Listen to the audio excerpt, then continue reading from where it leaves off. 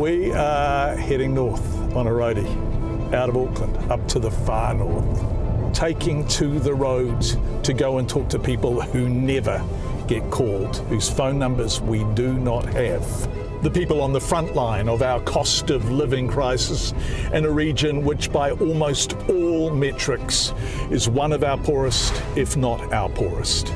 To go and talk to people about what they want from the upcoming budget, the first budget of this new coalition government. Kia ora! How are you? Can I have a photo? Yeah, of course. One there. Quick. The problem with doing journalism over the phone is that you only call the people whose numbers you've got, right?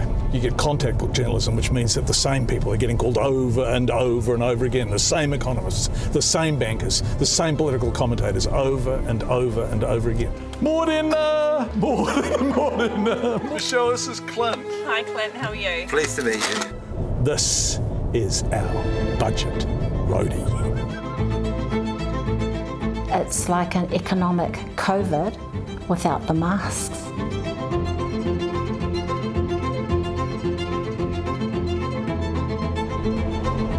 This is Ahipara Beach, one of my favourite places in this country. Kaitaia is kind of back that way. If you're wondering what the hell we're doing on the beach, the whole of 90 Mile Beach, well, much of it anyway, is a designated highway, which is kind of bizarre. The locals drive it reasonably and safely. Just because you live in paradise doesn't mean that life is paradise, and that is the weird, confusing, confounding contradiction of the North. And you think, how the hell do we respond to this in a way that reflects what's magnificent about Northland, but also tells the tough truths too? The view is one thing, and it is magnificent, but it's not the only thing we should look at here. Do you think it's okay to pull into the car park, Clint? Yeah. It's not privilege, is it? No, it's essential. Got to park the car. This looks promising, eh? Yeah. I'm going the wrong way. Just ignore that. Don't write a complaint to the BSA. I'm clearly going against the arrow. Morena! Hi, Mr. John Campbell. Morena, how are you? That's a lovely smile. Morena, Morena. how are you? I'm good, how are you? You're good, you're really good, thank you. And is that on? Everything's going. Thank you. Hi, I'm Zamara Marshall and I'm head girl for Kaitaia College. Hello, I'm Nico. I am your 2024 Kaitaia College head boy. Hello, I'm John. My name is Nathaniel Vermar. I am Kaitaia College's student representative on the Board of Trustees. How's it? My name's Ash Lusich, Deputy Head Boy for Kaitaia College. I'm so delighted to be with you glorious young people. Awesome. Thanks for having us. Do you feel seen by politicians? Wellington, when you hear, Wellington doesn't only feel geographically distant, but it feels kind of culturally distant. Do you feel like you're part of a political narrative? There's a saying, not much goes north of the Mangamukas. And we're north of the Mangamukas, right? Yeah. So, and then even more pointedly, the Mangamukas are closed at the moment, right? Yeah. So do you feel kind of like you're out of sight, out of mind a little bit? A little bit, but everyone brings their different skills to the school. Like, there's people from all different types of environments, it's real good to have. When we hear Wellington on the news, I view it as a whole different country. They're just that distant from us. But I understand that Kaitaia, we're not alone. It is all small towns. Ash, what's your sense of politics? Do you feel seen up here? Oh, I don't really look too much into politics, but obviously with Mangamukas being closed and stuff, I don't know if we are seen that much, because that's like I play rugby on my weekends and stuff, and like just to drive to Kaikohe, used to be an hour out of our day, now it's 2. Yeah, I'd like to be seen more, and if we were seen more, I'd hope that the Mangamukas would get reopened. This is one of the great New Zealand signs, like it's art. It's globally significant art. Because what's that way? Kaitaia 15K? What's that way? Nothing. We're not telling you. Don't even ask. None of your business. We're just covering it. We're just covering it over. Go New Zealand. We'll cover it over. And so I'll tell you what's that way. I'm going to whisper it because I've covered it over. Whangarei. Whangarei. August 2022 is when that road was closed. Like, we're just playing sports. Look at all the small businesses and stuff up here. Well, not just small businesses, all businesses up here. How much money they'll be now putting into freight and stuff in and out of Kaitai.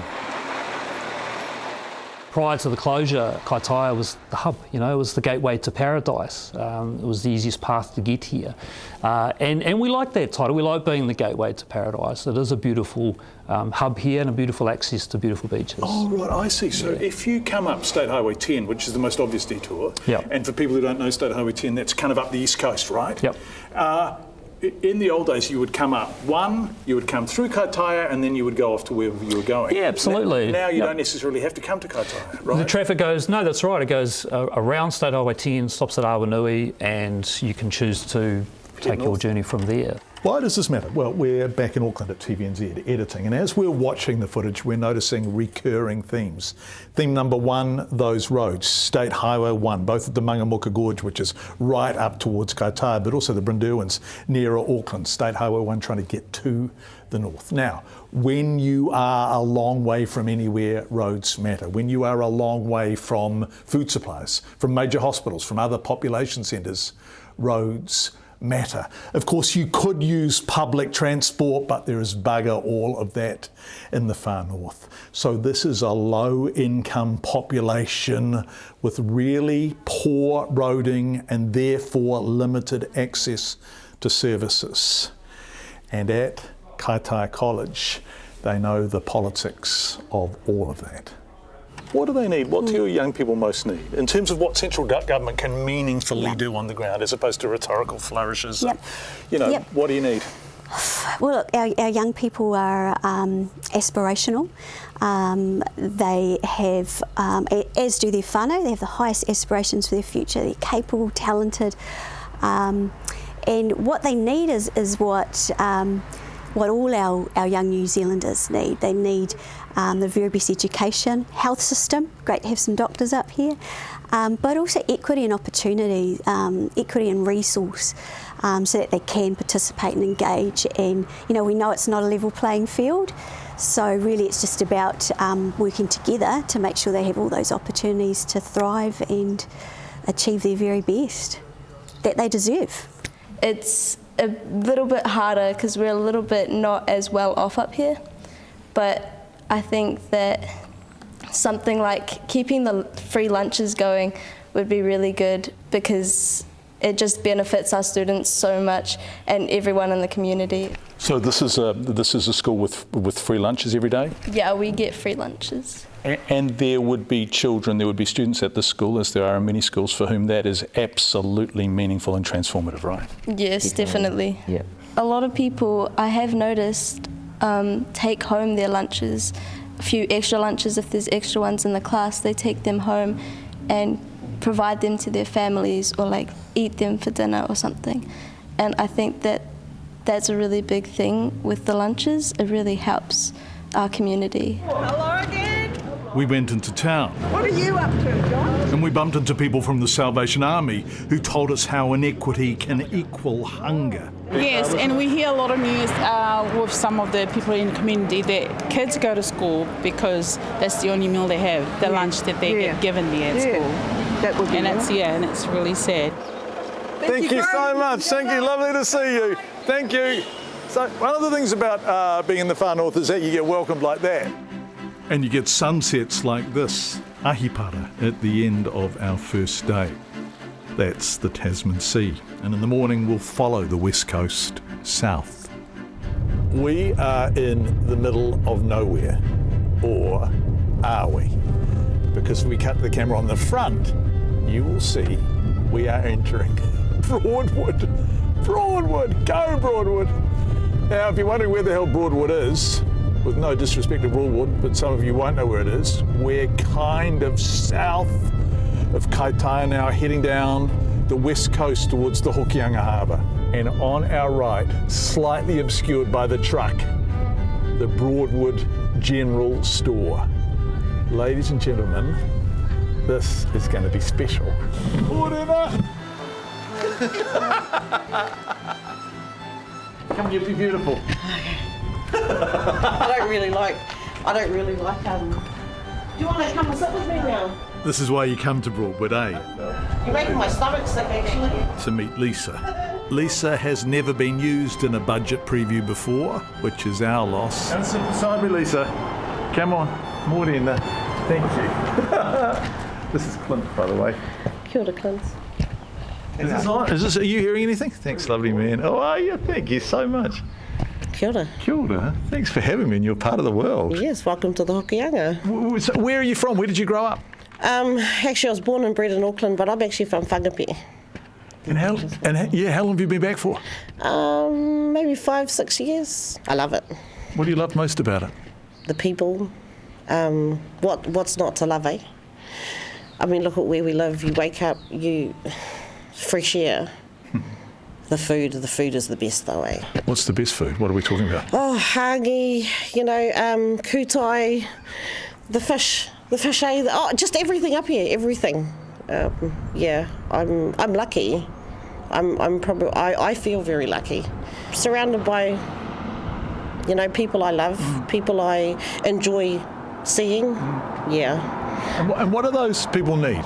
So in terms of what the government can do to make a difference to the lives of the people in this community and the surrounding communities, what would be the most important thing? Better healthcare. Wow, that's a definitive answer. Is the healthcare up against it a bit here? We have no healthcare. We have no healthcare here, eh? It stops, in my opinion, it stops at Whangarei, So Whangarei is how far away? A couple of hours? A couple of hours. Wow. Yeah. Our people need better healthcare. Our koe, our kaumātua, they need it. We're just going to interrupt. Wonderful, Lisa. Remember Louise, who was the principal at Kaitaia College, and how she talked about equity? Well, Lisa didn't use that word, but she was essentially talking about the same thing, and that is recurring roadie theme number 2, equity. Now, we can measure equity thanks to the University of Auckland's really useful deprivation index. So they measure deprivation on a scale of 1 to 20, 1 being almost no deprivation, you're doing really well, 20 being the highest level of deprivation in our country. And if we look at Northland, access to services, Northland ranks 19 out of 20. That is second lowest. If we look at education, Northland ranks 20 out of 20. That means a high level of school leavers with little or no qualifications. If we look at employment, Northland ranks 20 out of 20. Again, that is the lowest. And wait for it, if we look at income, Northland ranks 20 out of 20. Again, that is the lowest. So by almost all measures, this is one of the most deprived communities in our country, often the most deprived community in our country, except, of course, for kindness. Thanks, Lisa. You're welcome. This has been a treat for me. You're welcome. Are you sure you don't want a cuppa? Yeah, I'll just put the jug on. Yeah, okay. I'd love a cup of coffee. Yeah, okay. You go put the jug on. Thanks, Lisa. Lisa is putting the jug on. I reckon this is one of the great short public transport trips in this country. So we've come from Kohukohu on the north side of the Hokianga Harbour, and we are sailing in, is that the word? We're on a little car ferry into Rawene, which is on the south side of the Hokianga Harbour. We're only on board for about 15 minutes, but it is absolutely stunning. At Rawene, we're off the car ferry in a slow-speed search for Kelly Yakis. Kelly's worked in education, early childhood education, youth development, mentoring, and even to encourage fitness and well-being as a local gym instructor. There's Kelly over there. Yeah. Kia ora. It's so nice to meet you. Kelly, John, Kelly, Clint. God, it's beautiful here, isn't it? Oh, it is. Well, the sun's just come out. Where are we going to go? Well, I'm not sure. We could go and get an outside table at the boat shed. Yeah, we could do that. Have a beer. This is the Boat Shed Cafe, and it's one of my favourites here in the Hokianga. In terms of what this government could do that would be most transformative for the North and the people you know in this place, what would it be? To be completely honest, I think the one thing that this coalition government could do for not only Māori but for the country is to resign. And I have deep feelings about that. because all I can see from what I have seen since I've come into power is they've actually created more harm than they have good. And that, it's outrageous in terms of the level of, what's the word? I don't know, disregard of those who are our most vulnerable and those who are needing the most. And we're not supporting our most vulnerable. And I think this government needs to do that and needs to focus on that. And when you see, bills through Parliament like the Fast Track Bill, that's going to harm our environment. And when you see the repeal of Section 7AA of Oranga Tamariki Act, that is going to cause more harm than good for our Māori children. And I just actually don't understand how legislation like that can actually be passed at that level. And if our leaders of our government have integrity, then they will know that that is not the right thing to do. What would be the right thing to do? So setting aside that, so in the best possible world you would say they'd actually bugger off, they'd get out of government, they're not going to do that, so what would be the right thing for them to do? The right thing for them to do would be to listen to the actual people who are working on the ground with these communities and listen to the advice that they're getting. Theme number 3, recurring, and we'll hear more of it, the sense that central government doesn't really know these people and these communities. In other words, a growing demand for buy local, for local, that on the ground they know best what's needed, who needs it, and how to apply it. And while we were up in the neighbourhood, we popped in briefly to see somebody who has thought a great deal about that. Now, you'll have to forgive me here because I do have this guy in my contact book and he is a local politician. But local is key, not politician. We've got a word for that now in local government. It's called localism. I know I won't be alone. I know that the other 66 mayors of this country will also stand up and preach the power of localism and the devolution of power and being able to make decisions on the ground for our communities and for our people and doing a better job at it. If we were able to get the funding and the power to make decisions and determine what we need up here in the far north rather than down in Wellington, then I promise you that that standard of living will match all of those other beautiful metrics that I'm so proud of our district for, so proud to be a far northerner for. But right now we're just too far removed, there's too much bureaucracy in the way, and you are disempowered to be able to do good by your people with the current system.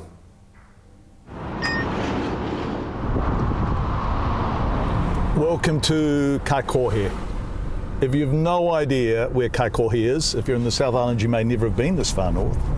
We're inland and we're roughly halfway between Whangarei and Kaitaia. I remember a speech once at Ngāta Memorial College by a brilliant young student which contained the phrase, "This is the mana of our people." And mana is such an important thing, and often in discussions of Kaikohe we deny people their mana and we talk about it as a crime-riddled town, as a town full of deprivation, real meth issues here, real socio-economic disadvantage, but also there are some wonderful, well, many wonderful people here, and we're just about to meet one of them, and her name is Kane, and she runs the Mid-North Budgeting Services, which is where we are going into, and she has been here for 23 years, helping to lift people and listen to their stories and understand their lives and try to make them better. She is a very special person indeed, so let's go in. Morena! Morena! It is so lovely to be with you. Thank you, Kane, for having us. You're welcome. How long have you been here for? I've been with the service for about 20 odd years. Yeah. And tell me what you see every day. When people come in, what are they coming from? Financially, as you know, everyone's struggling. So, it's trying to manage their finances with what they've got. And how often is what they've got not enough? Every day. Every day. I mean, people are struggling every day, but I mean, it's happening everywhere. Yeah, not just in Kaikohe. No, not just in Kaikohe. I think it's really important not to pick on this community, right? Yeah. Tell me what the struggles look like. Like, what are they going without? How are they living? Well, firstly, we don't have public transport. Increase on petrol, increase with living, accommodation, and food. So it's living expenses. So it's hard living. It is hard living. And what is the impact of all that? Are people going without food? Yes. So we also, the food parcels, people are going around looking for food parcels. So yeah, it's just the high cost of living. Just the basics on meat and vegetables people are struggling with, and hygiene products and stuff. So yeah, it's hard. And over winter when the power bills go up? Yep, so people struggle to get wood. I mean, you weigh it up, the warmth, food, of course you're going to go for food, but yeah, they also need to be warm as well. So you see people for whom the choice is either being warm or eating, but they can't afford to do both. Yep. Yep. Do you think we know about those lives? Do you think we know enough about those lives? No, we don't. So yeah, no, in the last 3 years, we've had an impact with the food parcels and all that, just the high cost of living, yeah. Are there kids having tough lives? Not just in this community, Kakohe, but... Everywhere. The struggle is real for a lot of families.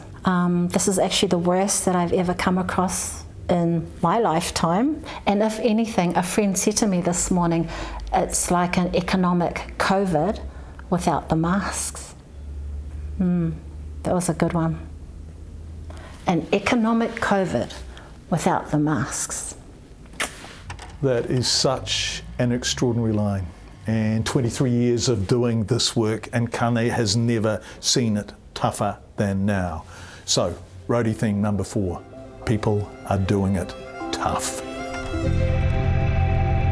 Who knows more about the far north than the people in the far north? And they would argue they certainly know more than politicians in Wellington, who are a long way away, often don't come from the far north and seldom visit it. And that may be a theory shared by the person we're off to see now, Michelle Ruddle.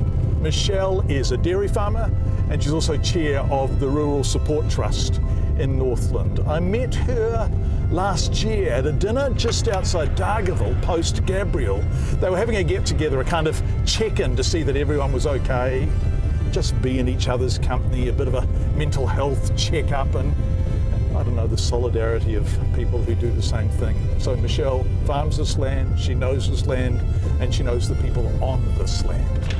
Are some people doing it tough at the moment? Some people are doing it really tough at the moment, yeah. And I was so impressed by her, I remembered her and decided it was time to go back. She farms about half an hour outside Whangarei, and ask her what it is she's hoping for from this government. You have arrived. Hello, Michelle, this is Clint. Hi, Clint, how are you? Michelle, pleased to meet you. Come on. Come on. I'm a farmer. How's life out here? Tell me about your life. Life's good. Life's good. Life's busy, but it's fun. So you farm? Yes. So let's go through how busy your life is. You farm? Dairy farming, yes. Yeah. That involves, for me, rearing all the calves, relief milking, admin, so doing the paperwork side of the business, and then, firstly, I'm a mum. And Rural Support Trust on top of that. And Rural Support Trust. Why do you do that? I do it because I like to help support people to thrive and to see that they can do it. It's not about doing it for them, but it's about enabling them to be the best that they can be with the resources that they have. What can the government do for the communities you represent? What is the thing that you would love more of? More of? If possible. Some more certainty, and certainty through, I guess it comes down to funding. For Rural Support Trust, I'd really appreciate certainty of funding so that I'm not having to fundraise 70 to 80% of my yearly budget. You're joking. So add that to the job list. Right, so as well as farming, raising children, doing rural support, you have to fundraise to do rural support. Yeah, we will do in here, yeah. But like with rural support, my team has grown from 6 ag facilitators supporting 40 clients to 16 ag facilitators supporting 160 clients. You're joking, 160 clients? In Northland that we're supporting one-on-one. And what have they been through? What's the gamut? What are you dealing with? At the moment we are working with them on an accumulation of prolonged stress and financial difficulties and the ongoing recovery from losing their crops last year. So working through that long-term business rebuilding. In the most serious cases, how intense, how immense, how terrible is the stress? It's massive. It's massive. It's massive. We have multiple ag facilitators in the situation to help support more than one person. And that has a ripple effect because when you're supporting someone, you're supporting them, but you're supporting their family, you're supporting their business. And that has community effects, that has wider family effects. So that's why it is hugely rewarding to be able to be part of an organisation that just genuinely wants to see people do better. And maybe that is the overarching theme of our roadie. How do we help people to do better? How will the budget attempt to do that? And will it reach the people in the far north? All they are saying really is see us and listen to our voices and respond. How do we end this roadie? Well, in honour of the people of the far north, who are very special people indeed, we wanted to end with some hope. And Clint, who's on camera over there, and I were filming on the main drag in Kaitaia, and we saw this young person walking towards us, and we stopped her and we said, "What's your name?" And she said, Mariah Herbert. And we talked to Mariah about her life. And she told us that for a while there, she was heading nowhere. But nowhere isn't a place we want our young people to go. I was actually a high school dropout. Thought I was going to be nothing, and then I ended up in social services. I was a youth ambassador for I Am Hope around mental health awareness, going around in schools talking about all that, and then came home and studied mental health and addictions. And yeah, the stories that I heard through that study was eye-opening, and actually it was quite confronting for myself. I had to reflect on my own life for a moment there, but it's a huge passion of mine, so yeah. I can't believe that you thought you were going to be nothing. No, I truly did. I thought I was going to be nothing. High school dropout, just go on the benefit and live like that for the rest of my life. Had no dreams at the time, but yeah, I'm glad I stepped into the world of social services so that I could see that I wasn't the only one that was going through life trauma growing up. I didn't see it. I thought it was just normal, and it is for a lot of people, but I overcame that, and I like to share that story with other rangatahi and wahine like myself, or that are experiencing things like that in their lives now, so that they see that there's a light at the end of the tunnel, and there's not just that, you could be the voice of change. How proud are you of yourself? I'll say I'm proud. I'm very proud. Don't like to toot my own horn. There's still lots of mahi that needs to be done. But yeah, I'm proud. I'm proud of myself and my whānau for keeping on going in this crazy world we live in. To really believe there's somewhere better than nowhere and nothing. Maybe that is the central theme of our roadie. We are back in the big smoke, Tamaki Makaurau, Auckland. It's a beautiful day. Wonderful work, Clint. Thank you.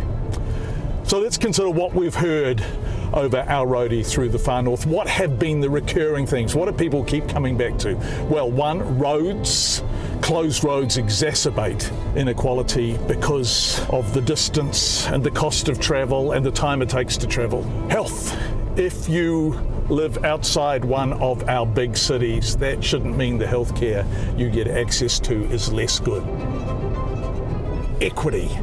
Children should not experience inequity and be held back by it.